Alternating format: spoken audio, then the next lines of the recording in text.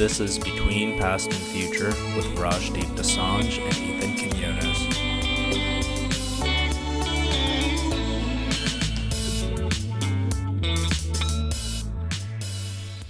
All right, so today we are going to interview Deroy Murdock. And the reason we picked Deroy Murdock was because Rajdeep and I actually first met him back at Bard in 2016. He attended the Hannah Arendt conference. They have an annual conference that talks about political theory, politics, general cultural things in relation to Hannah Arendt's theories especially. This conference was real talk, difficult questions about race, sex, and religion. There was a number of people from Claudia Rankine to Mary Gateskill to Robert Boyers to Alexander Brodsky, and there was one panel in particular with Erica Hunt, Christopher LeBron, and Deroy Murdock, which mostly centered around race. And the talk was largely interesting. I don't remember too many specific points off the top of my head. Erica Hunt was talking about theories to do with resilience and how to deal with racism through resilience rather than other methods. That's interesting to check out. You can find it on YouTube. But Rajdeep and I were kind of interested in how conservative thinkers were received at Bard. And there's a little bit of a difference between academic conference and a classroom or a club setting. So we were kind of interested to see what Deroy thought about his time at Bard, and he definitely has an interesting perspective. He writes for Fox News, National Review, etc. So he comes from a conservative background, and we're kind of interested to see what his take on current events is. So a lot of the media, at least I consume, comes from a very leftist, liberal perspective. So wanted to hear what Deroy has to say, and we're just going to kind of have a freewheeling discussion, see what he wants to talk about. Deroy Murdock is a senior fellow with the Atlas Network and an emeritus media fellow with the Hoover Institution on War, Revolution, and Peace at Stanford. His writing appears in the New York Post, the Boston Herald, the Washington Times, the National Review, the Orange County Register, and he's a Fox News contributor. He is a veteran of the Reagan 80 and 84 campaigns and interned with Senator Orrin Hatch. He received a bachelor's degree in government from Georgetown University in 1986 and his MBA from NYU in 1989. We are mostly focused today talking to Deroy about race, politics. We're going to touch on statues being taken down, maybe Robin DiAngelo a little bit, and white fragility. We also want to talk about the future of the Republican Party with younger people and on college campuses. So Deroy, is there anything you want to start out with? Anything you're itching to talk about? Just very happy that you got in touch with me. I'm happy to be on with you and your listeners, and very pleased to answer whatever questions you ask me. If I can answer them, I will. Just to go back a second, we actually first met you and heard you speak at Bard College. I think you were there in 2016. I was there in 2016, about a couple weeks before the election. In fact, I think the third presidential debate was the night of. It was a two-day conference. I think that the evening of the first day of the conference, I believe, was the debate between Hillary Clinton and President Trump. Yeah, actually, I think it was the evening before the conference started. As I remember now. That was an interesting conference, and it was at a pretty charged time. But what struck me, especially with your talk, was there was a definite sort of bias against conservatives, I think you could say, at Bard College. And Raj and I seem to notice that even among people at the college who were there from all different places, there seemed to be this like, oh, that person's conservative, we shouldn't be seen talking to a mentality. Did you get any of that? I mean, I think particularly the Arendt Center was very welcoming to people, but I don't know how you felt about the whole campus climate. Well, unlike you guys who spent a lot more time there than I did, I was just there for a couple of days. It was very warm, friendly, inviting, hospitable. The Hannah Arendt Center, Roger Berkowitz got in touch with me a couple months before the conference, asked me to participate, and I agreed to. They brought me up. They put me up in a nice hotel. We had a lovely kind of welcome dinner and gathering, I believe, between the first and second days. And everyone was very friendly. So the conservatives may be overlooked or neglected or abused at Bard, but at least in terms of the way I was treated very well there. Well, that's nice to hear. That's good to hear. Do you think that bodes well? So maybe I could start out with a friend of mine, Juan Ramirez. He interned with Fox News for a brief period of time, and he wanted me to ask you if you think it's possible for the Republican Party to win a significant amount of the youth vote in future elections, considering how left-leaning young people are today. So do you think Did anything about your visit to Bard suggest that there is a possibility for conservative thought, maybe Republican thinking on college campuses? I think Woody Allen once said that 90% of success is showing up. And what people on the right, free marketeers, conservatives, what have you, need to do is show up on college campuses, show up anywhere you're trying to appeal to people, and just be there and show your face and make the argument. And people will disagree, debate, what have you. But if you shy away, you run away, you're not there, they're never going to hear you. And even if they're willing and open, willing to listen, open to think about your ideas, if you're not there to present them, they're not going to get them. So my advice is to free marketeers and conservatives of every stripe is to go out there, make the case, be bold. If you're physically attacked, it makes you a martyr. Basically, it makes the attackers look much worse than the attacked person. If it's necessary to get security, get security. But these are decent ideas. They're valuable ideas. They're ideas that work. And people can agree or disagree with them. At the very minimum, they ought to hear them. That's true from Bard College to NYU and Georgetown, where I went to any campus around the country.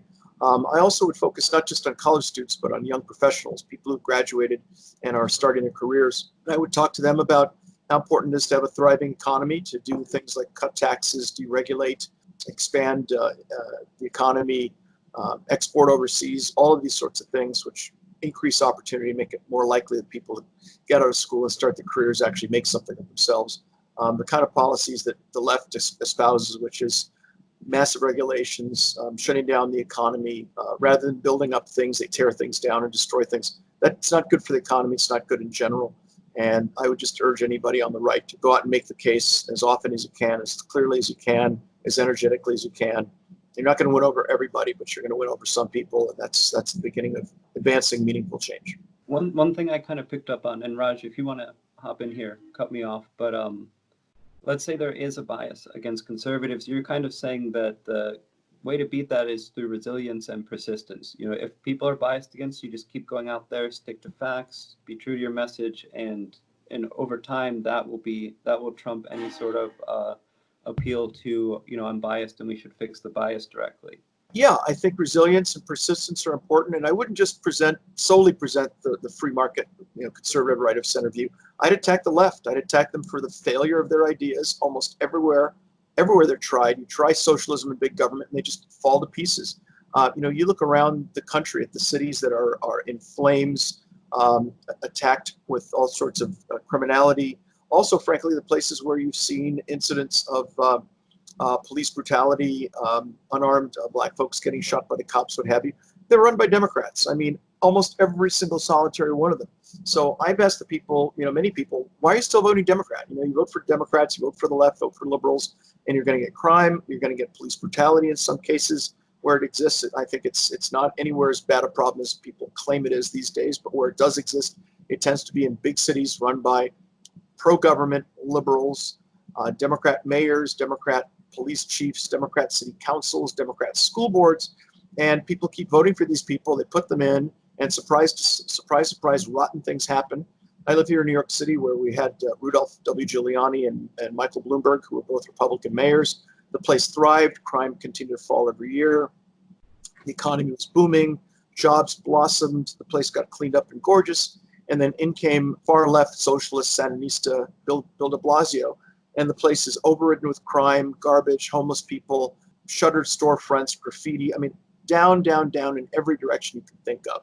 It's just awful. I would challenge people and just say, look, why do you keep supporting these folks? You know how things turn out when you do. Stop doing that. If it hurts to get hit over the head with a skillet, stop hitting yourself over the head with a skillet. So I also live in New York City, and I just wanted to ask you, because I see your point about the crime rates going up and down. But one thing that I've kind of thought about a lot about, and I don't have an answer for, is how do you reconcile a policy like stop and frisk that it seems to have proven to lower crime, but also was proven to unfairly target certain racial demographics. I think that there's strong evidence that both are true, that crime dropped due to stop and frisk, but there was also a number of innocent people who were profiled, and some people were stopped, a couple dozen times in a single year and never found anything. So do you have any opinion on that, where there's a case of a crime measure that seems effective, but there's also a question of bias, and it might really be picking on specifically black men in particular? Yeah, well, first of all, the policy often is called by shorthand stop and frisk. It's actually stop, question, and frisk. And what happened is people were stopped. They were asked questions: "Where are you going? What are you doing?" Blah blah blah. And if they acted nervous, fidgety, jumpy, whatever, then they'd frisk them. So it wasn't like they were stopping every black guy and frisking him, for one thing. Secondly, in some of these cases, people were stopped not because they're black or Hispanic, but because they happened to match the description of certain criminal suspects who the police were seeking in certain areas. The worst case example of this is Amadou Diallo, who was shot and killed. I think he was shot something like 18, 19 times, something like this, back in the late 90s. I think about 97, 98, somewhere like in there. And unfortunately for Diallo, nobody ever talks about this, but the reason the cops stopped him is he looked exactly like the police sketch of a serial rapist who was going around, I forget, Bronx or Brooklyn, I think it was, maybe Queens, but I think Bronx or Brooklyn. They were trying to find a serial rapist who'd raped something like several dozen women. And unfortunately for Diallo, he happened to look just like this guy. So when they stopped him, they weren't just trying to find some black guy to shoot. They were trying to stop a serial rapist who's running around raping women. And unfortunately, Diallo matched that description. There was some confusion. He didn't speak English well. He pulled out his wallet on a dark stoop. It looked like a gun. One cop shot at him. The cop was standing on the curb. The recoil from the gun caused him to fall backward. That led the other cops, who were undercover, by the way. So Diallo didn't know where these cops are, a gang or what. They saw their colleague fall over backwards as the recoil of the gun pitched him backwards. They thought, oh my God, this guy just shot our fellow officer. They unload their clips on him and he gets hit 18, 19 times. What doesn't come out in this very tragic, awful story of a massive, massive police mistake was that there was a rapist running around raping women, which he shouldn't have been doing. He had a particular appearance, and unfortunately for Amadou Diallo, he matched that appearance. So the cops, unfortunately, should have been a lot more cautious. Amadou Diallo is totally innocent, but I think some of the blame needs to go to the black rapist who was out raping women. And if he hadn't been doing that, there wouldn't have been a police sketch that matched the face of poor Amadou Diallo, who's now dead. Some of the blame needs to go to that black rapist, and his story never, ever, ever, ever comes up when people bring up the Amadou Diallo case, and they should, because he's at least partially responsible for Amadou Diallo being dead. I'd like to backtrack a little bit and go back to the question of the college campuses and 90% of success is showing up.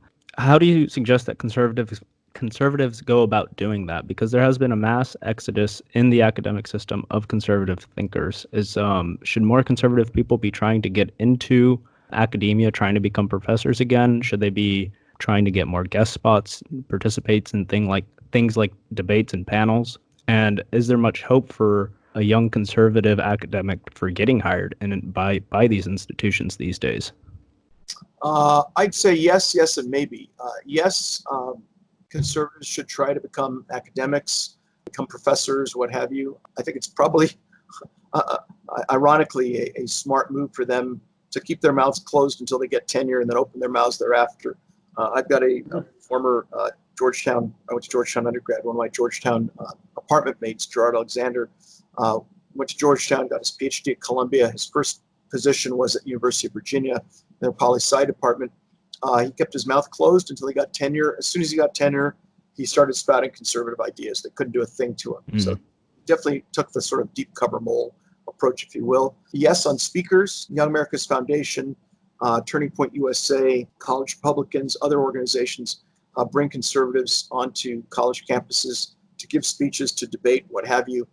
It's probably becoming increasingly difficult to do just straight out one-shot speeches where one side is presented, but you ought to be able to make the argument that you want to debate between somebody on the left, somebody on the right, and let them debate a topic. That always draws a bigger crowd anyway, and some people will hear the other left-wing idea, but at least they'll be exposed to the right's idea and response. And very often people on the left are unable to defend their views because they've never been challenged. They're handed down as God's truth, sort of like the Ten Commandments. And when somebody comes along and challenges them, they don't know what to say because they've not heard the counter argument. A lot of the students have not. Can a conservative succeed on campus? I think some campuses are easier than others, but look, we're in a death match with these people. It is ugly, it is nasty, and I just think everybody needs to stand up and be counted. You can be the silent majority when it comes to voting and just exercise your franchise in the ballot box. But when it comes to advancing these ideas, people ought to stand up and challenge them and just, again, point out the fallacies, the shortcomings, and the failures of the ideas on the left, and just say, look, you think these ideas work?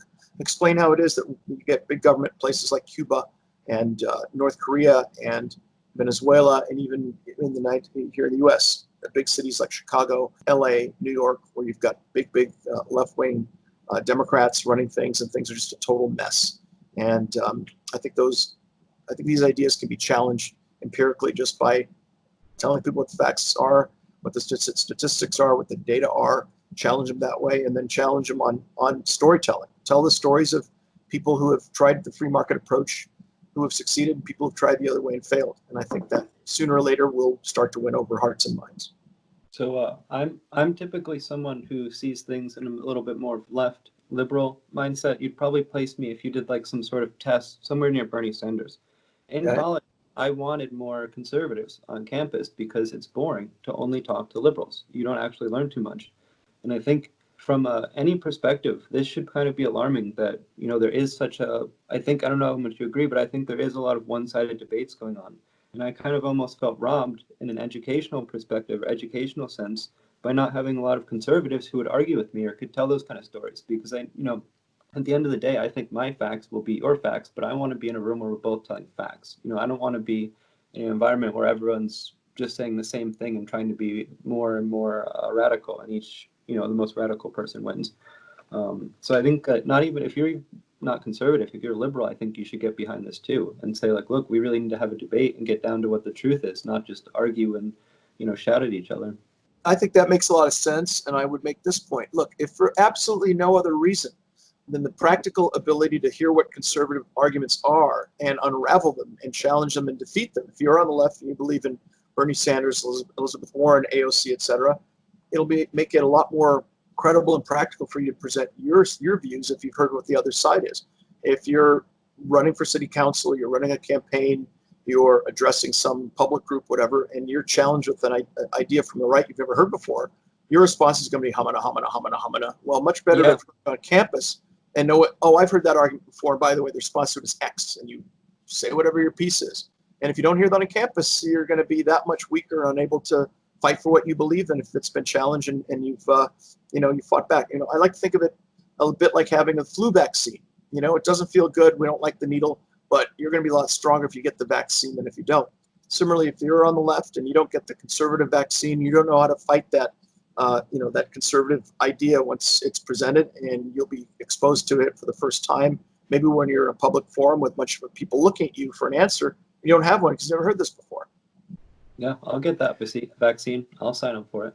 There you go. This does seem to be one of the major problems with the way discourse is being had in our country, even when it comes to the bigwigs like, I don't know, Pelosi or Trump. At least as it appears on the media, they're making straw mans of each other's arguments rather than steel manning each other's arguments. And I think that the best way to move forward for our society is to understand the opponent's position as deeply as possible, because then you can get to a place where you're actually having conversations about being able to enact really deep change. Yeah, I think that's exactly right. It's good to know what the other person thinks. I can tell you, back in the Cold War, when we had something called communism, we were fighting the Soviet Union and all that, we had a certain period where Russian speakers would come to the U.S. and try to present the Soviet viewpoint. And I was always happy with that. And I'd stand up and challenge them. Sometimes I'd challenge them using Marxist-Leninist thinking and saying, how can you possibly say that you're for equality of the masses and supporting the workers' paradise, et cetera, when you've got, workers who are living a shorter and shorter lifespan every year, dying of alcoholism, Soviet industrial production's been falling, blah, blah, blah, and just present all the stats, again, from a Marxist standpoint. Say, as Karl Marx would observe, XYZ, how can you defend the country where you live? And it made it very hard for them to respond, because I was basically using their ideology, their philosophy, and the facts and figures from their country to unwind and unravel and dismantle their arguments. And basically just sat there and sputtered, didn't know what to say. Do you guys want to maybe move on? I think we've Sure. your recent article about the Trump administration's attempt to decriminalize homosexuality. The article that you wrote, I had actually not heard about this. Yeah, neither have I. The first time I had heard about it, and the basic gist was that there's 69 countries, more or less around the world, that currently criminalize homosexuality to a degree that's very arduous in people's lives, goes beyond, sort of basic discrimination of like social bias. And the Trump administration has been trying to use their power and leverage to get these countries to decriminalize homosexuality. Could you give us maybe a little more background of that? Do you think that this is something people purposely aren't reporting? It just isn't interesting to them? What do you think? Yeah, well, I'll just give you a background on the program, which is as of February 2019, which is about 2 years after President Trump came into office, he began a diplomatic effort led by Richard Grenell, Ambassador Richard Grenell, who was the U.S. ambassador to Germany. He then was acting director of national intelligence until a gentleman named John Ratcliffe came in a couple of weeks ago. Rick Grenell happens to be a gay man. He also was, as acting director of national intelligence, the first openly gay member of a U.S. Let me rephrase that. The first openly gay U.S. cabinet member in American history. This didn't happen under Obama and Biden. This didn't happen under Bill Clinton. It happened under Donald J. Trump. All right, so that's important to remember. And also, he was asked by President Trump to lead this effort to approach 69 different countries that still criminalize homosexuality. In some places, it's not just looked down upon, it's actually against the law. You can be thrown in jail. You can be locked up. In some cases, like Iran, you can be hanged. Some places you're beheaded. And the Trump administration has tried to make, has presented this policy and gotten its allies to try to support it, to try to get countries, mainly in the Middle East and Africa, to end the criminalization of homosexuality so that people are not locked up or even executed for being gay. The reason you have not heard about this and other people have not heard about this is the left-wing media have zero, I repeat, zero interest in telling people about any success of the Trump administration. It's 100% negative news. They slam him all the time. And if he were to get all 69 countries say, you know what, you're right, we're going to decriminalize homosexuality. It's no longer illegal in any of these 69 countries, they still wouldn't report it. So if you read my piece on foxnews.com, which ran June 30th, you can read all about it. Apart from that, you're not going to hear about that hardly anywhere else, which is a real testament to how completely biased and Trump-hating the so-called mainstream media are in this country.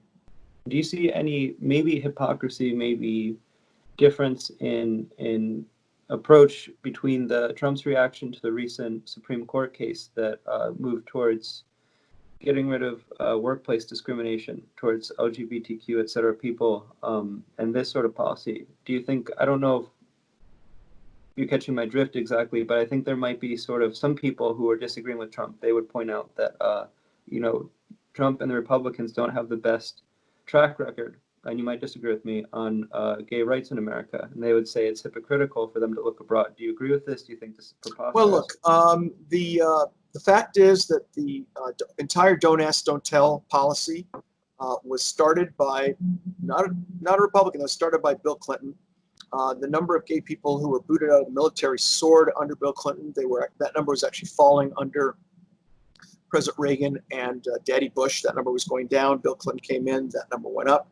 He also signed the Defense of Marriage Act, which made marriage legal only between a man and a woman. So that's something the Democrats did. They got to weigh that on their back, carry that on their backs. Under Obama, you did get legalization of gay marriage thanks to the Obergefell Supreme Court decision. So that happened under, really the Supreme Court did that. And Obama did end Don't Ask, Don't Tell as well he should have. So that came to an end under Obama. As for the GOP, as I mentioned, the Trump administration is trying to decriminalize homosexuality overseas. I believe they argued against expanding the Civil Rights Act of '64, which discrimination against sex. It doesn't say anything about sexual orientation. The Supreme Court has added sexual orientation or somehow interpreted it to mean that. I don't think anybody, agree or disagree on gay rights, I don't think anybody in 1964, when the Civil Rights Act was passed, was thinking that it did anything other than protect racial minorities and women against discrimination. I don't think nobody was talking about gay rights back then. I mean, that was pre-Stonewall, that was pre-Harvey Milk, that was pre all that stuff. And maybe they should have been focused on it, but nobody was focused on it. So the notion that this was part of the intention of the people who wrote the '64 Civil Rights Act, I just think is a complete fallacy. I think it's just imaginary. Maybe we wish they did, but I don't think that. I'm confident that was not part of their thinking when they wrote that law. Yeah, I see. And then that opens up a whole can of worms about interpretation, etc. But maybe we should move on to Robert DiAngelo and White Fragility. So I just finished reading this book, and I just want to say on the record, I think it is one of the worst books I've ever read in terms of her arguments, in terms of the writing style, in terms of I seriously several times reading it, I had to like really commit to keeping reading it. It made me want to stop reading it. I think she would say, "Oh, that means that your white fragility is under attack."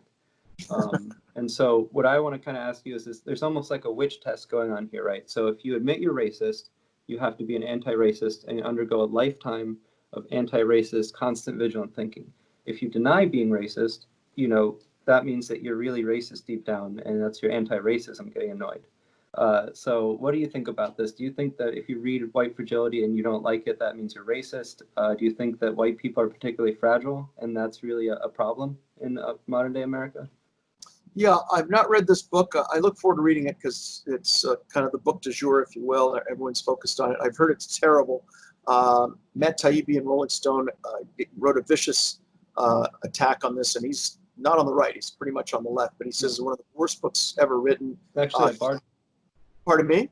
He's a fellow Bard alum. Oh, I didn't realize he was a Bard alum. There we go. That explains why he's done so well in journalism. Anyway, so he reviewed it last week and absolutely panned it. I think he described it as both incredibly stupid and at the same time Hitlerian or Hitleresque, one or the other. He actually invoked Hitler in describing this book, how basically race obsessed it was. Look, I have no idea if white people are fragile or resilient, if they're racist or not. Let's assume that she's right and every white person deep down is a total racist, just for point of discussion. Okay, great. Next, August 1, I owe a check to my landlord for this apartment. I will owe money on my credit cards. I will owe money on my power bill, my cable bill, et cetera, et cetera. Because I'm black, does that mean I don't have to pay those things? Does this mean that when I get in a car, I can drive 150 miles per hour? Does this mean when I get on an airplane, I don't have to pay for tickets? No, none of that's true. I still have to pay. I've got to pay my rent. I got to pay my bills. I need to pay the speed limit. When I buy things, I got to pay for them with cash, whatever the price is. There's no special black price. And so this whole argument about whether whites are racist or privileged or fragile or not, my response to that is, so what? Black people still have got to go out, get on with our lives. We still have got to succeed. We still have got to prosper in this society. And all these people who come up with the diagnosis of what they see as white racism have no solution to this. They don't have any program or agenda for, okay, it's a racist country. How are we going to make life better for black people? It's just diagnosis, I should say misdiagnosis, misdiagnosis, misdiagnosis with no therapy, no prescription, no solutions, and thus is total sophistry to me. I'm interested in what are we going to do to make poor black kids who don't have an education get educated? How are we going to make life easier for black entrepreneurs to succeed? How are we going to lower the incidence of black on black crime? How are we going to make dangerous black neighborhoods more safe? How are we going to take the unfortunate health disparities where in many instances black people are not as healthy as white people in certain areas like obesity and blood pressure? How are we going to fix that? I don't hear anything from Black Lives Matter, Antifa, the woman who wrote White Fragility. None of these people has any answers to any of those questions. It's just whitey, whitey, whitey, racist, racist, racist all the time. And so let's yank down its statues. None of that makes it any easier for one black American to pay rent, get a job, get promoted, start a business, make the business succeed, get the person's invoices paid, make it easier to fly across the country to visit grandma or go on vacation. None of that stuff gets any easier because we're all in the fetal position about how racist white people are supposedly, and which statue is bothering us. I want to see a focus on how do we remind ourselves of black excellence we've achieved so far through people like Booker T. Washington and Duke Ellington and Jackie Robinson and Ella Fitzgerald and the black women who did mathematics at a very high level and made it possible for John Glenn to go out in outer space and come back to Earth. Watch the movie Hidden Figures, Academy Award-winning picture that will explain all that, how these black women made that possible by using their brains and their tremendously high math skills. Okay, let's recognize that black excellence and figure out what we're going to do to have more black excellence from 2020 going forward. I hear nothing, zero, zilch, zippo, nada, niente from all these race hustlers and racial arsonists, how we're going to do any of that. So even if you want to believe every white person in America is irredeemably racist, how are we going to make life better for black people? I hear nothing from them. And until they start giving me some serious policy solutions to do that. I don't take any of these people even microscopically seriously. Yeah, that is an issue with the sort of the anti-racist ideology, right? It's about negating the effects of racism rather than increasing positive effects in areas like economics. Absolutely right. It's just at best, it's a list of complaints. It's not an agenda for action. It's not a roadmap to a better place. I heard it put very well by Herman Cain, the former CEO of Godfather's Pizza, former, I think he was actually the head of the Kansas City Federal Reserve Bank, if I'm not mistaken. And he said that people on the left these days are busy trying to build or trying to dream of a better yesterday. They're busy trying to make yesterday better. Okay, well that's just delightful. That's sweet and charming. Well, how about making today better, and more important, making tomorrow better? I hear nothing, zero from these people. They want to go back in time in a time machine and somehow end slavery and make the statues disappear and all this stuff and erase our history. They're focused on that.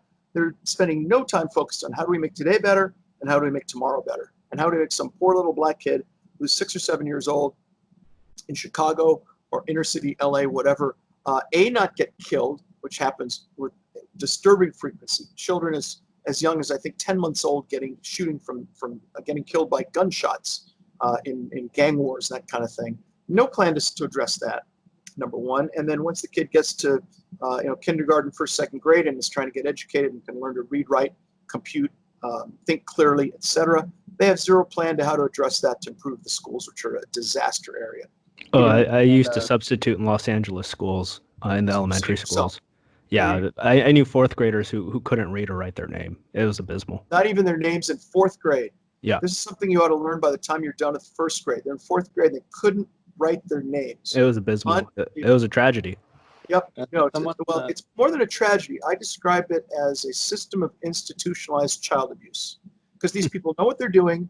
They know what the results are. They don't care. They don't give a goddamn, as a matter of fact. What they're interested in is making sure that the teacher's pension or the teacher's contract is as generous as possible, that the benefits are as delightful as can be. And if the kids get educated along the way, great. If they don't get educated along the way, well, who cares? There are a lot of decent teachers out there, but a lot of teachers who shouldn't be teaching.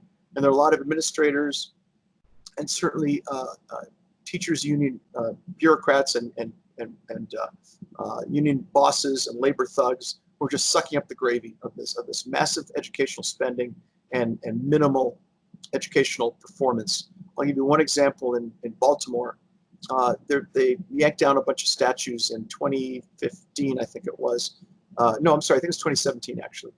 Yanked down a whole bunch of statues, and at the time before the statues were yanked down, you had 5 different high schools where not one student, I repeat, not one student was calculating, was doing math at grade level. They yanked down, I think, 4 different Confederate statues. There are now 13 different high schools in Baltimore where the kids are not doing math at grade level. 13 high schools. I don't mean like 1% or 2%. I mean not one boy or not one girl, not one single solitary student is doing math at grade level, okay? This is after they yanked the statues down. So apparently bringing down the statues doesn't push up the test scores. So again, these people are peddling poison. They're selling cancer. They're not even selling cancer. They're giving away cancer. And they need to stop. They need to be attacked. They need to be defeated. They need to be excoriated. They need to be humiliated and discredited and thrown onto the ash heap of history, which is where they belong. So I'll just make one last little point, and I think we'll kind of wrap things up. But as someone on the left, I think that's something everyone needs to get behind. Early education especially, because that's when people are really formed a lot of times in various behaviors. The better educational access you have at age 3, 4, 5, 6, the better you're going to do at 7, 8, 9. And if people are saying Black Lives Matter, then we really need to look at root causes, which is early education. And before we paint the street and spend money on painting the street and toppling statues in this, maybe spend some of that money on, and instead of just taking budgets away from the police, let's figure out how to generate new revenue and spend that revenue on early education, because you're going to see those results very quickly. And I think that's something the left and the right can really get behind, is focusing on how to improve early education, however you do it, how to improve early education and give people more opportunities, regardless of your political ideology. Look, I think that's great, and I'd be happy if we focused on that. To coin a phrase, I'll call it Black Minds Matter. Black minds matter. Let's focus on improving black minds in this country, especially young minds, which are empty and need to be filled with history and knowledge and literature and skills and the ability to add, subtract, multiply, divide, do sentences that are grammatical so people know what you're talking about, write your name and a few paragraphs so you can express yourself. So black minds matter. Let's spend some time on that before we spend any more time yanking statues down and painting block letters in the street. Yeah, I agree with that. Raj, do you have anything else to say, or do you guys want to wrap this up? I just want to say thank you to Deroy for coming on and talking to us. My pleasure, guys. Thanks for speaking with you, and hope you and your listeners enjoyed this as much as I did. Yeah, and just maybe a little shout out to the Arendt Center for first inviting you to BARD, and then when we were doing this podcast, we thought of you. So I think it definitely shows some progress, more conversation, open conversation. I think in a lot of ways I disagree with conservatism, but I had a lot of fun talking to you. It's really great having you on the show. Well, thank you very much. And if you like the ideas we discussed, as I mentioned before, I'm a senior fellow at the Atlas Network. We work with approximately 500 free market think tanks in about 90 countries around the U.S. And we support and promote the ideas of individual liberty, personal responsibility, limited government, free enterprise, and peace through strength, atlasnetwork.org. And we're basically trying to take some of the thoughts that we've heard today and actually make them happen in the U.S. and overseas through our friends at free market think tanks, individual thinkers, and various people who are out there getting ideas like this into the public debate. So we'll throw some links on our website to those places, and you can get your conservative vaccine over there. Okay. Thank you very much now. All right. Thanks, Deroy.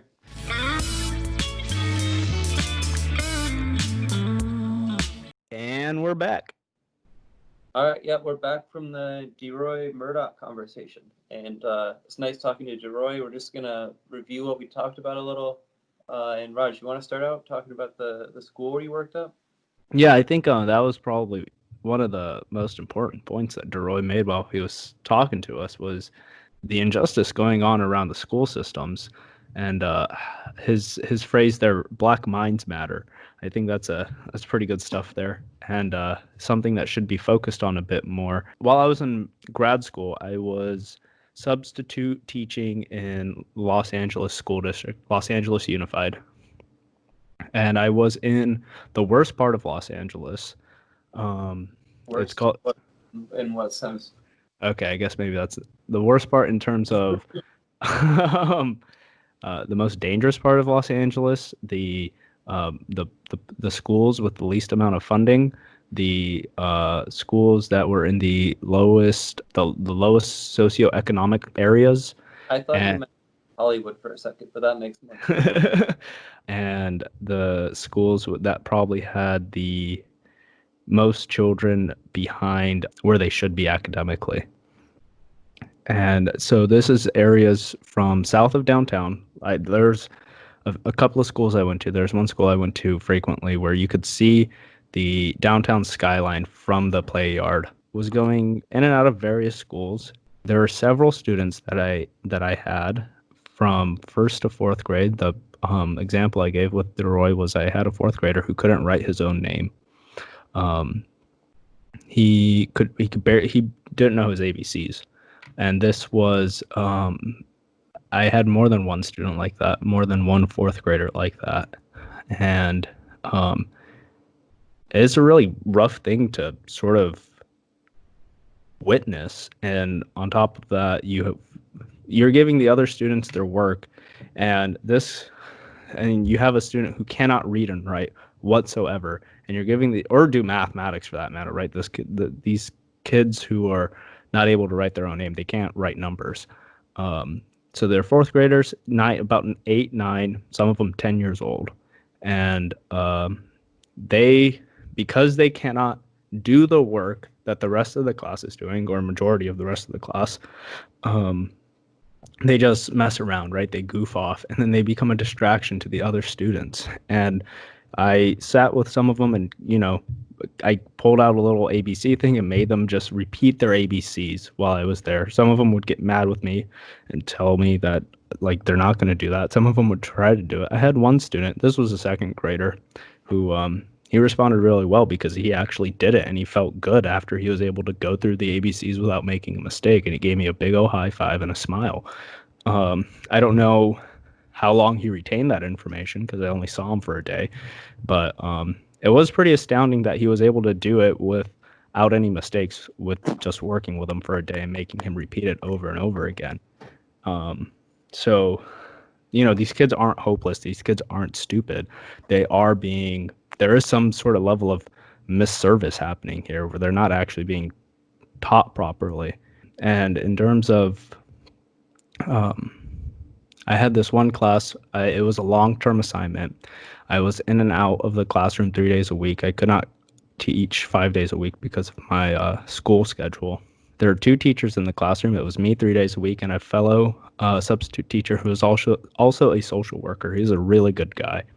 And we were in a classroom. It was a dual classroom of second graders and first graders. So there's about 30 to 32 second graders and 4 or 5 first graders in the classroom. And their teacher, she didn't quit, but she decided not to come to work for the entire month. She showed up one day so her health insurance wouldn't lapse because the claim was she couldn't handle teaching the classroom anymore. And I could understand why. I don't know the teacher. I never met her.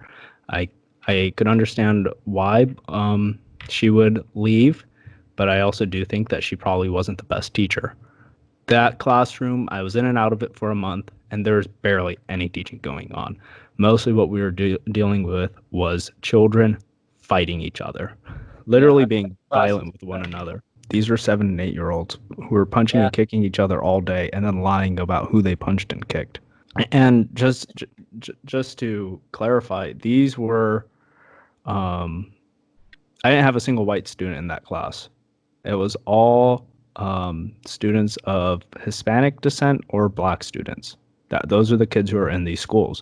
So these, right? I don't like the term people of color, but these these are children of color, I guess you can say, and they're the ones being the most underserved by the school system because Los Angeles Unified is a huge school district. It also includes Beverly Hills. So the schools in Beverly Hills are part of the same system as these schools. I think it's a way too big of a school district. It's unwieldy and people aren't being served as they should be. It's not just a district problem. It is a quality of the teacher problem as well. There's one classroom that I was in. It was at a pretty rough school, but the classroom I was in, I was actually teaching. So there was a student teacher there who was shadowing the teacher, and when it's a situation like that, I usually try to be as a support because it's a good time for the student teacher to sort of try their chops, right? But their regular teacher was amazing. She was on campus that day. I talked to her. The classroom when the teacher is there, when the regular teacher is there, is an entirely different classroom. And these kids were well behaved. She takes them through mindfulness training stuff, and she does, she really cares about the kids, and it's reflected in the students' behavior when the teacher is there. And it's because she's built a relationship on them, and she's developed trust with her students, which is something I, as a substitute, I simply can't do in one day. Especially when this is something the teacher told me is it's going to be especially difficult when a lot of the students in your class have abandonment issues, and a lot of these kids come from pretty rough families and they have abandonment issues, and these are just the facts of the matter. It's not just a district administration problem. It is the quality of the teachers. Like this teacher, she was amazing, but the other classroom that I was in and out of for a month, this teacher, from my conversations with the principal, part of the reason her class was so terrible is because of the quality of the teacher, and the principal was not happy with this teacher, and she wanted to get rid of this teacher.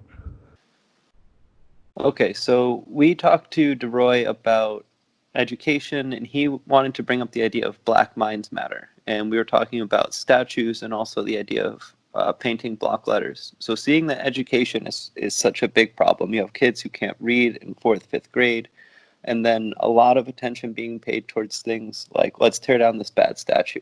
Do you think that that's unrelated? There's a false equivalency there? Do you think that there's a trend in paying too much attention to these symbolic things and not actually meaningful change in education?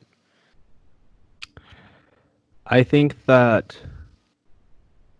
okay, so my background is in religious studies, so I see a lot of people as acting in a religious manner, and I think that the tearing down of the statues is actually kind of a religious or spiritual impulse, and it makes sense.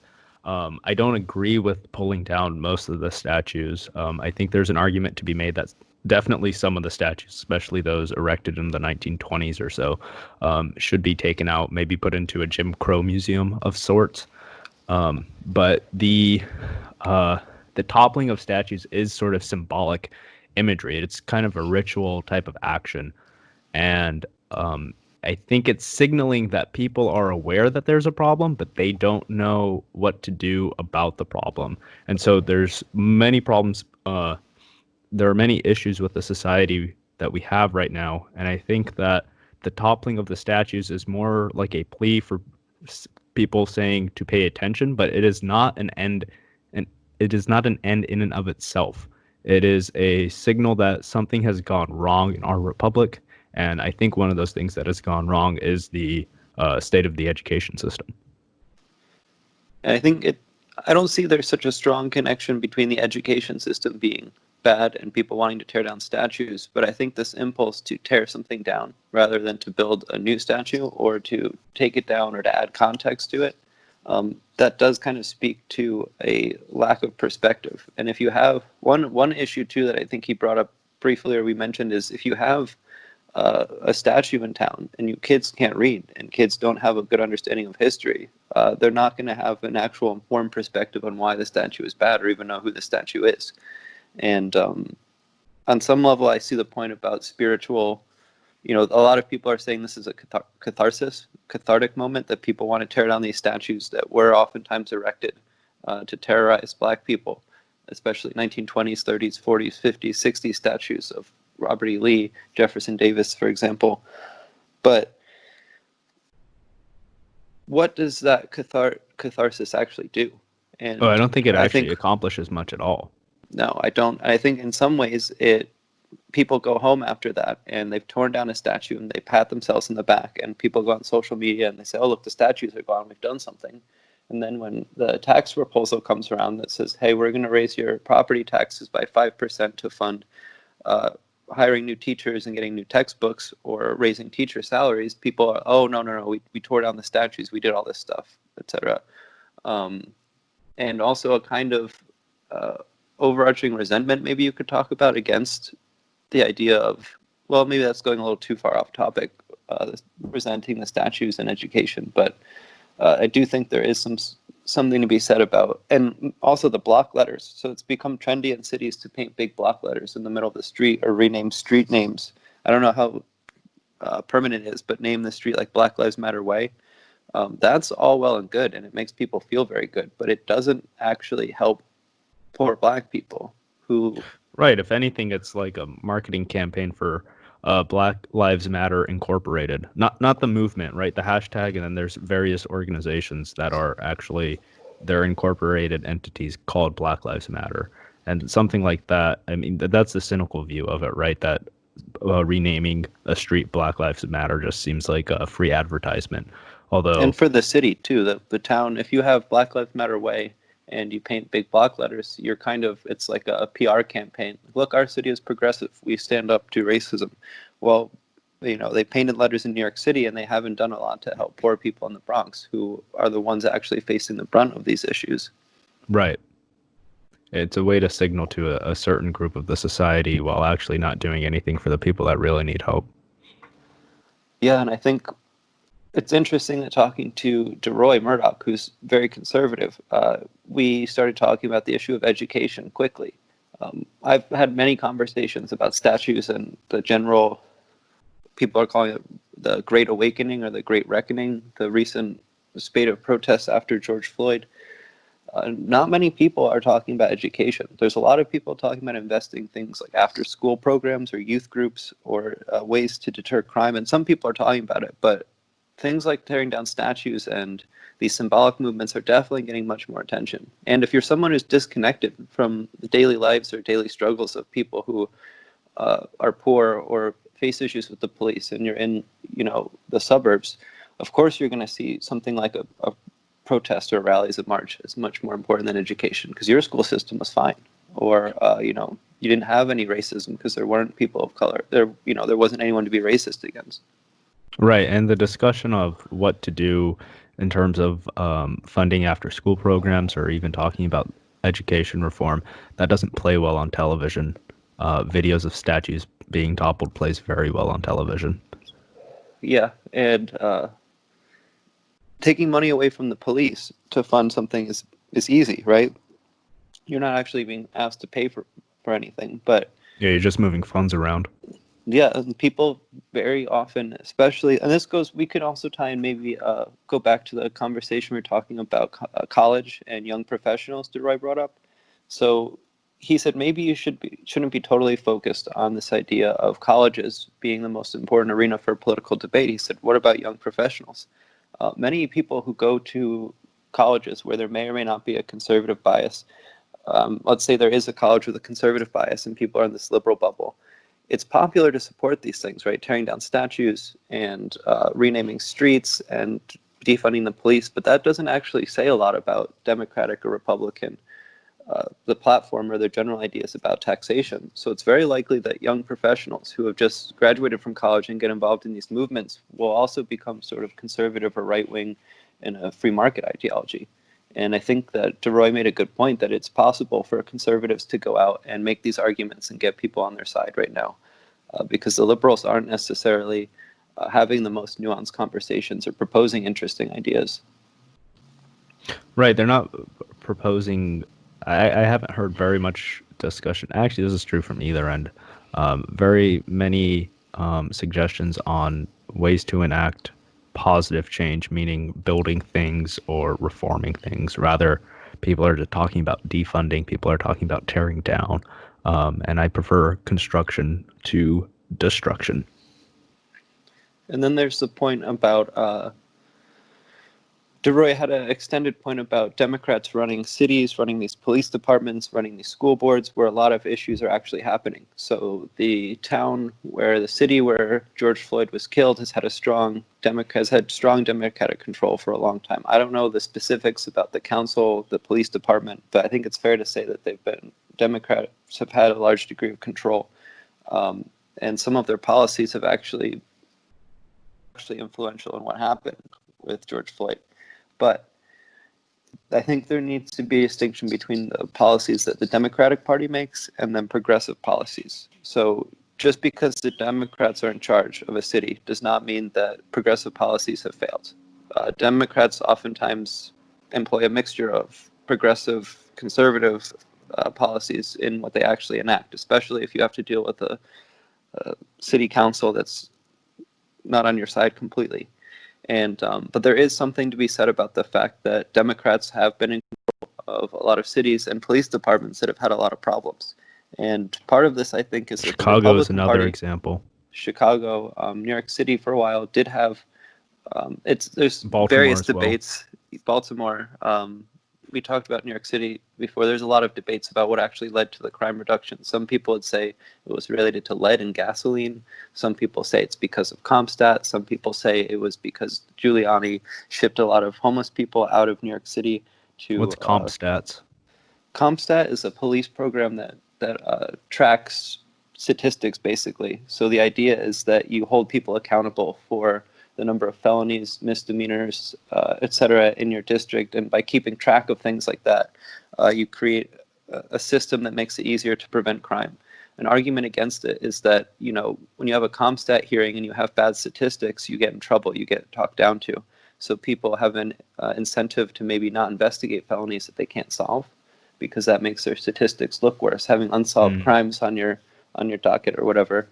But that's a whole wide-ranging conversation. I know specifically New York City goes back and forth, but part of it, I think, does have to do with the fact that Republicans haven't come out with great ways to fix schools either. So it's easy to say, oh, the Democrats are bad, bad, bad. But if the Republicans have also kind of not proposed anything, as far as, in my Well, opinion, Republicans are talking about charter schools, and charter schools do seem to have some level of success. Whether that success happens at the expense of the regular school district is a matter of discussion. But kids who are in charter schools tend to do better. yeah, I have a lot of problems with charter schools, but I do see that is a new idea that Republicans want to try based on a free market ideology. And when they're coming out and saying, "Hey, look, let's try this new thing," and liberals are saying, aren't coming out with a new plan, or saying, "Oh, we need to do what we've done before, or we need to make the schools less racist. That will fix things." In a field of argument where people are debating these two ideas, I think the Republicans are going to have the upper hand. Like you say, charter schools, you can produce statistics that claim charter schools are helpful or better. And if you have a rival group that's Well, never I heard think these that statistics, the issue with charter schools is the kids who go to the charter schools are, I think it's pretty difficult to debate that they're worse off than not staying in public schools. I think the issue with charter schools is, are they having their success due to the is their success due, or is their success happening at the expense of the rest of the school district? I think that's the real question. and also how I think there's deeper questions of how you track success or what you consider success. So graduating Yeah, but I students and mean, getting high test scores into, using the standard forms of success that we're using to judge things in the public school system right now, right? I mean, yeah, they're not using a different measure in charter schools than they're using in public schools. We can talk about whether or not that's a good rule or that's a good means of measurement, but in terms of the measurements that are in place, they seem to be doing better for the students who are in those schools. well, maybe let me backtrack and give an example I think speaks to both of our points. So there was a program in New York City where the idea was to deal with this sort of blatant inequality in New York City schools, where some schools are amazing and most of the kids go to college and they have brand new textbooks, great teachers, and other schools are just frankly nightmares. And so how the Democrat solution for this was to take a number of students from the worst performing schools and put them into the best performing schools. And parents were immediately very upset, right? I don't want my kid who's been going to good schools and been around students who are well behaved generally for 8 years to suddenly have a bunch of students who aren't as well behaved, regardless of their color, their intelligence, their income. Parents have a genuine concern about the classroom. And the Democratic idea makes sense on one hand, but on the other hand, it doesn't really take into account the better off students who are then going to suffer from this, and parents who are generally concerned about their kids getting good jobs. When you look at a Republican solution like charter schools, what I think happens with charter schools is that they don't have money allocated for special needs programs, for example. So they're taking from their pool of students only students without special needs. It's a lot cheaper to educate the average student than it is a special needs student. So right away, these schools have more money they can allocate to the average student, which makes the task of educating them easier. Is that the only reason why charter schools have some success? I don't think so. But when you look at that, proposing charter schools is going to be unpopular among parents who have special needs students. They don't want money being taken away from the general school system when their students have, depending on the student, they might need, a reading aid, or they might need someone who sits with them all day. They might have complicated mobility issues. So, both of these different policies are leaving out a group and just trying to fix the issue based on an ideological platform. I think that's kind of the issue here, is that instead of saying how are we going to fix education, people are like, well, how are we going to fix it from a free market methodology? How are we going to fix it from this radical fix equality and that solves the problem, fix inequality and that solves the problem platform? Well, I guess that's the issue, right? People see their solutions through their interpretive lens, right? They're going to see the solutions based off of their political philosophy. So I guess one of the questions is, how do you break people out of their interpretive structure briefly in order to maybe get new ideas into the mix? So do you think with, we were talking about the Republican Party and young people, do you think that outside of the current moment that do you think young people are receptive or open to new arguments from a Republican or conservative standpoint, or do you think that people who are Democrats and liberals are going to be lifelong? I think it depends on the person. Like that's a really broad, general kind of question. I think that if you are someone who's on the far left and you've started participating in sort of radical organizations, it might be very difficult for Republican ideas to permeate that person's consciousness. But someone more in the middle, I think they're just interested in whatever ideas is going to make their life better. I kind of see it almost the opposite. I think that people who are on the fringe radical people, I think the policies they're going to end up supporting in 10, 20 years will be very different from the policies that they're supporting right now.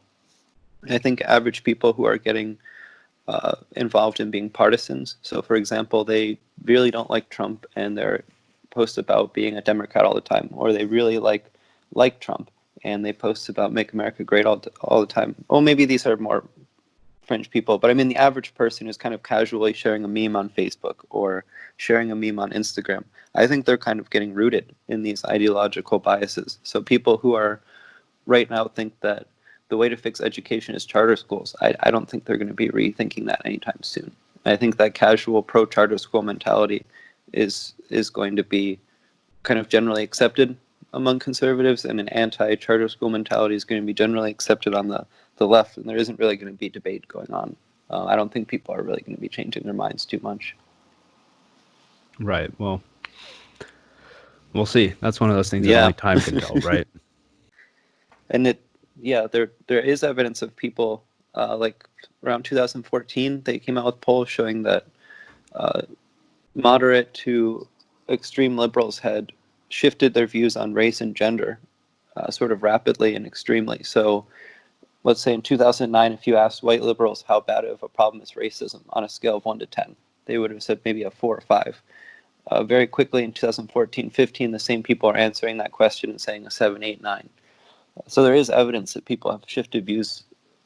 Just look at the whole gay marriage thing, and that'll feed into the conversation about what the Trump administration's doing right now. But gay marriage has had the shift in perspective on gay marriage has been tremendous in the last 15, 20 years.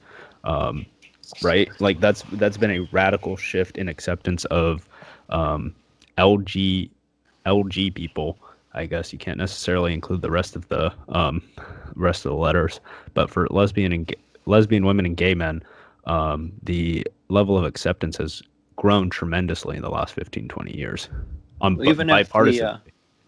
And even if the other letters can't say they've achieved the same level of equality, the shift has been extremely dramatic, and very recently in terms of trans people going from, if you look at examples of trans people in media, regardless of how you feel about the conversation right now, they were jokes for most of the time. Once in a while there'd be a movie or TV show with a sympathetic portrayal, like and even then, there'd be lots of questions about how accurate or good the portrayal was, but now you couldn't get a show made like that.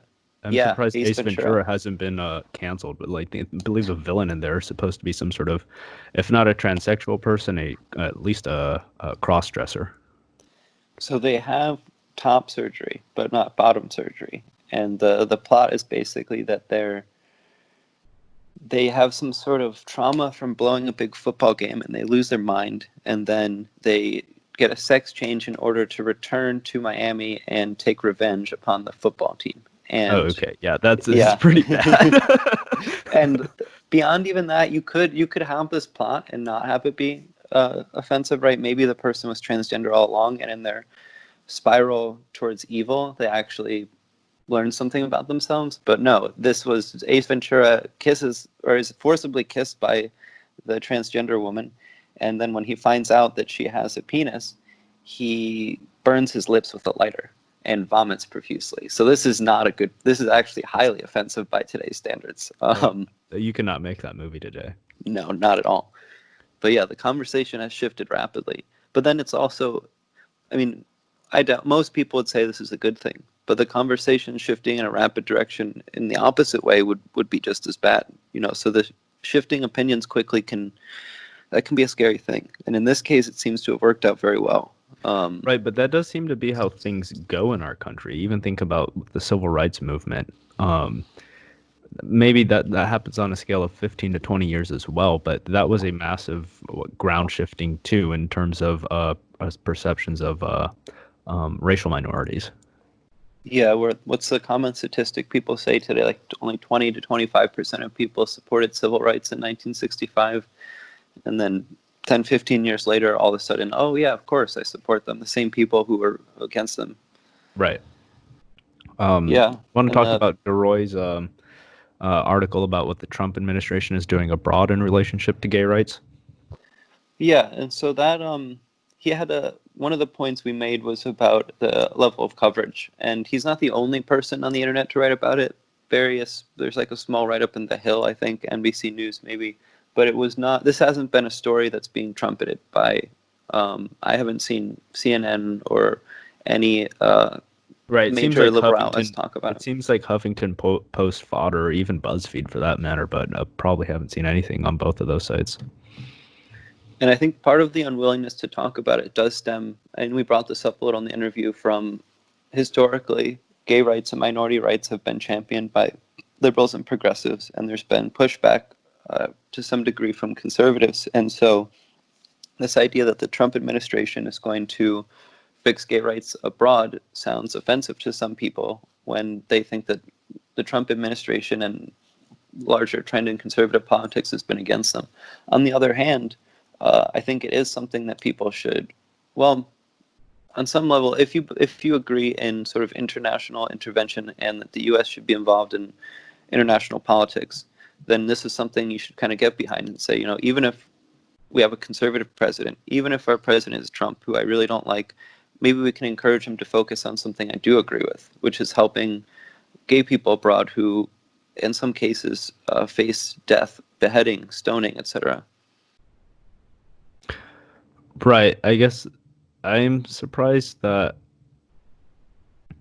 right, Trump sort of signaled that we were going to have this period of sort of, he wasn't proposing isolationism on the same level that Senator Sanders was, but this idea that we're still, the long arm of America is still fiddling with people's, now their social and cultural norms. Even though I don't want gay people being beheaded, something about, I mean, this is how America's been doing business for the last 50 years, 60 years, ever since the end, I guess 80 years now, ever since the end of World War II. But are sort of having our tentacles all over the world. I don't know how much support I have for that idea. Not specifically as it relates to gay people, but just in general. Yeah, and there's an issue of effectiveness too, right? So I think there's a couple different things. The Trump administration going out on an international stage, and they hired the first openly gay cabinet member, I believe, also. And Deroy Murdock brings up his name. He's mentioned this in several international forums. Some people would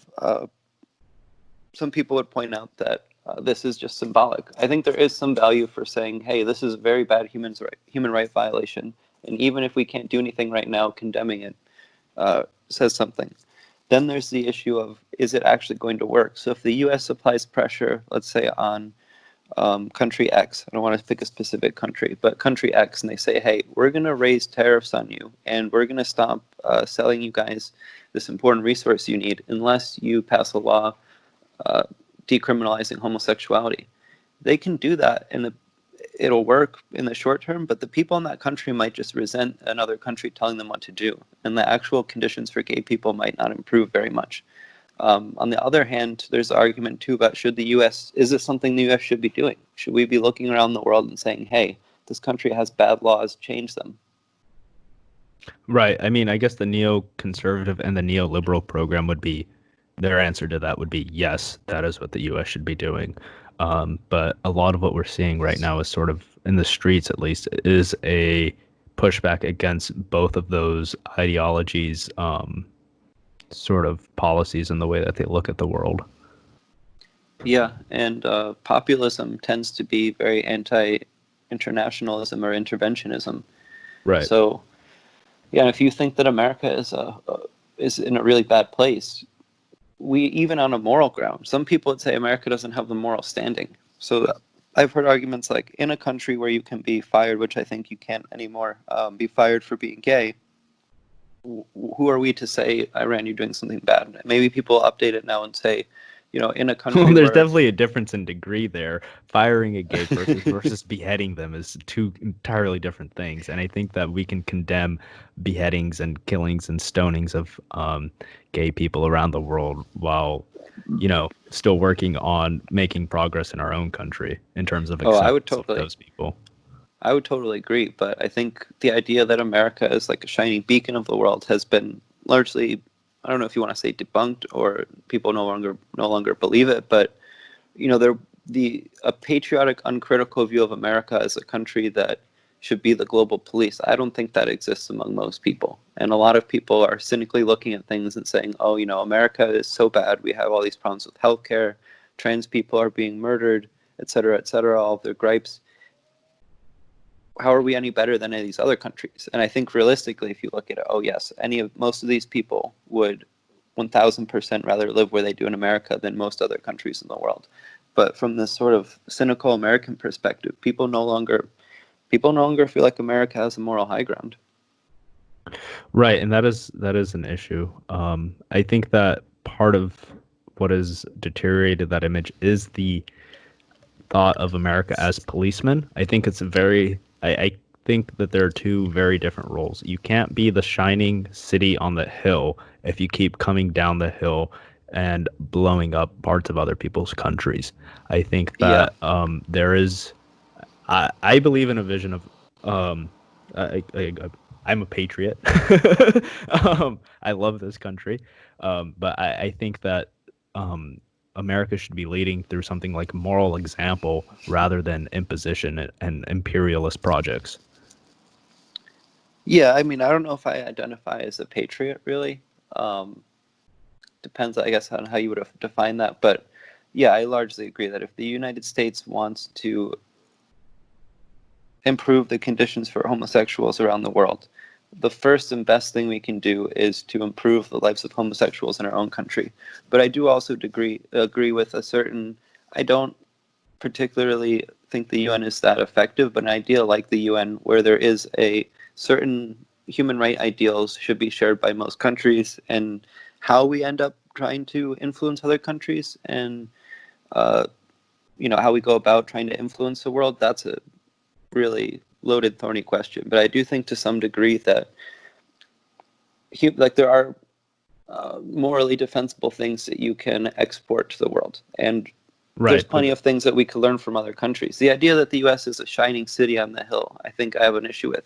The idea that the U.S. has done a lot of great things and we can share some of those things with the world, that's something I can get behind.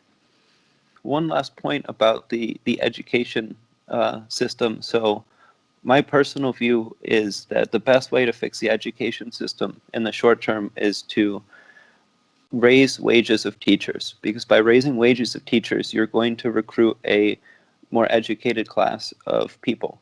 And this might be, I'm not saying teachers aren't educated or there's anything wrong with the class of teachers we have necessarily, but if you look at top graduates from universities, they flock towards fields like law, medicine, various private sector corporate jobs because they're high paying, engineering. And it's not because I think that people grow up and they really want to be engineers or work in be a CEO of a corporation. It's because those jobs are regarded very highly in our society and get paid a lot. Those two things go hand in hand. If we raise the average salary of teachers, and this is going to cost money, you're going to have to pay more taxes. If we raise salaries of teachers, you're going to have someone who graduated top of their class from a top university going and becoming a 5th, 6th grade, 7th grade teacher. And I think that's going to do a lot to help the education system. Right now, teachers don't make a terrible amount of money in a lot of places. And when you go to college and have big loans, it's hard to say, hey, I'm going to go become a public teacher and make $40,000 a year for the first 10 years of my career, let alone in a school where there's massive behavioral problems. You might be getting physically attacked. You don't have adequate supplies. You're spending your own money on your supplies. So yeah, I just wanted to interject one last little point about education, we need to spend money on fixing it. And one thing we can do especially is raising teacher salaries and Well, I trying to think retain good teachers also. A lot of I people who are very good teachers quit after a few years because various behavioral and administrative problems. Right, and I think one of the ways to actually increase teacher salaries without raising too much suspicion. This is going to make me very unpopular amongst the students, but we need to get rid of summer vacation. I know that is Get not rid of gonna. summer vacation. Yeah, it's 3 months of time where we used to have it so that people could help, so kids could help their farmer parents. That's not the case anymore, and there's a ton of information, like the retention of what has been taught over the year. You're playing catch up at the beginning of every year, um, especially if the student has not been helped by especially if the parents of the students haven't been sort of encouraging them to keep up with their studies over the course of summer. But now all of a sudden you say, look, we have to start paying teachers for 3 months more. And that's, you can increase wages almost immediately by like $15,000-$20,000 that way. And I don't think it would raise too much suspicion. And that would just also increase the quality of the schooling and the retention rate of information for students. I've seen programs, and when I was a kid, one of my cousins in California had a school system like this and I think it works better in places with climates The like track California. system, I don't where know you what it go was 3 months called. on, 1 month off, 3 months on. There's various forms of doing Yeah, this. something like 45 that. days on, 15 days off. I don't. I think for the most part, you can get rid of almost all of that. Well, I think That you need might to sound have harsh. vacations, and Yeah, you need to have some vacations, but you don't need a total of 3 months of vacation for a student. Because even with those other systems, what ends up happening is you have a total of about 90 days off. That might seem harsh for some kids, but maybe you don't have it for elementary school kids, but by middle school and high school, kids have to get adjusted to the real world. well, I think we might want to get deeper into this in an education episode. But I'll just say that all work and no play makes Jack a dull boy. And just because you're not in school during the summer doesn't mean you're not learning valuable stuff. No, that's And you can true, but have like there's plenty of kids who summer aren't doing educational valuable stuff. programs. So like Yeah, I agree with. I agree with shortening summer vacation in most places. Some places have legitimate climate issues where that it makes sense to take 2 months off in the hottest part of the summer. But yeah, you could shorten summer vacations. I would just say you need to ameliorate that and give people more time off in general. Kids are going to school from 7:30 to 3:30 for 13 years and then going to college and then immediately going to work. And so you do kind of get even if you have these summers off, I think a lot of kids would get behind this too. If you said, all right, guys, look, instead of getting 3 months off for summer, I'm going to give you 2 months, but then you're also going to get 3 more 2-week vacations sprinkled out throughout the year. And teachers, one of the big perks of being a teacher is you get summers off. And so if you're someone who wants to be a writer or an artist or a painter, and you know that you consistently are going to have 3 months off in the summer, teaching is a viable profession for you. And again, Yeah, those that's people true, might but be okay with 2 months, or you but could once also again, do a this is a way program. of raising raising salaries for teachers without people getting too butthurt about it. Well, I would go about it more in the sense of almost a kind of a free market aspect. So one thing I've seen is if you think about how much a tutor gets paid to teach one student per hour, and then you look at how many students the teacher has, teachers should be paid based on the amount of students and hours they're putting in. And the analysis I saw, it's very complicated. We'll have to get into it in a different episode. But it basically said instead of seeing the teacher as a job to teach a classroom, but a teacher who has a number of customers who are all various students, they're going to get paid something like $100,000 to $130,000 a year, as opposed to whatever the average salary was, $45,000 to $55,000 a year. I don't think you necessarily need to change the job or description or anything to show people that this is really valuable work. And when you look at hours put into grading things after class, if you look at how much it costs for daycare, and you're actually entrusting someone to educate your child, I don't know. I think I see what you're saying, but I think you can convince people to pay teachers more without getting them to do more work or making it seem like they do. Yeah, I do think that this warrants a whole episode unto itself, though. So we'll leave that for Yeah. another time. Yeah, that sounds good. And our next episode, we will be talking about Chaz and Chop, or Chaz Chop, whatever it's called, the Capitol Hill Autonomous Zone. It was Chaz at first. That was the first thing. They were at Capitol Hill Autonomous Zone. And then I think they quickly realized that Chaz and the Black Lives Matter narrative don't necessarily meld together very well. Right. And they went with Chop, action. Yeah, Chop's much more aggressive sounding than Chaz. Yeah, do you think they called the police in Chaz their militia the pork chop? I wouldn't be surprised. We'll be digging into that next week. That sounds pretty good. All right. Bye, guys. Who's to say more than our eyes for to see within the heart of one the sun we saw before? The moon is just a goon, yet soon the curtain falls. The savior in ourselves will crumble all the walls.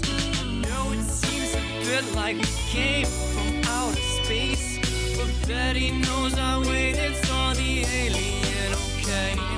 Chalk it up to destiny, the rest of me's you. Like a pretty little rabbit chilling on the moon.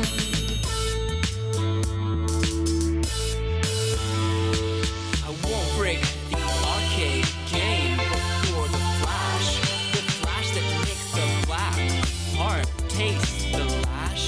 I won't disclose the future except for what I know. Tell the radio and television to tell the show. I saw the alien, okay. I saw the peace sign, November break of day.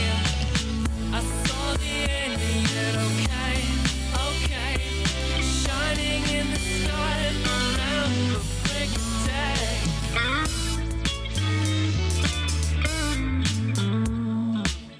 The dead endeavor, happiest rabbit ever within the cosmic blessing of love and energy.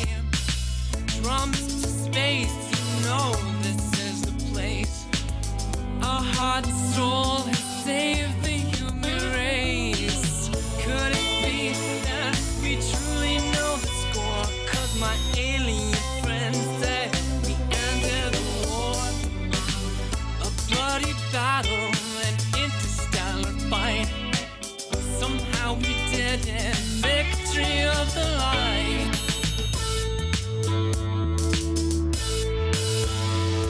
But I won't break the arcade game before the flash that makes the black heart taste the lash. I won't disclose the future except for what I know. Till the radio and television do tell the show. I saw the alien, okay. I saw the peace sign, remember break of day. I saw the alien, okay. Shining in the sky, November break of day.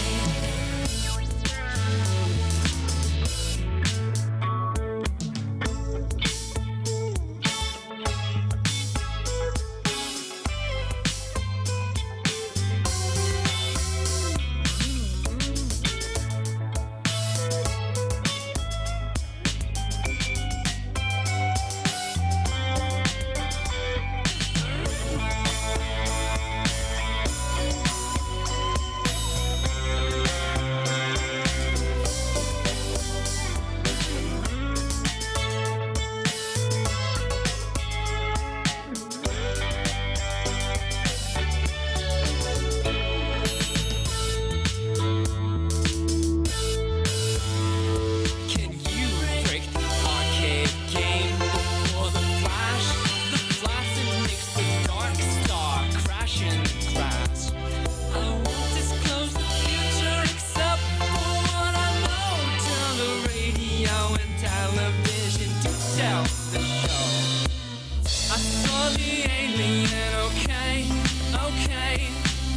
I saw the peace sign, November break of day. I saw saw the alien, okay, okay.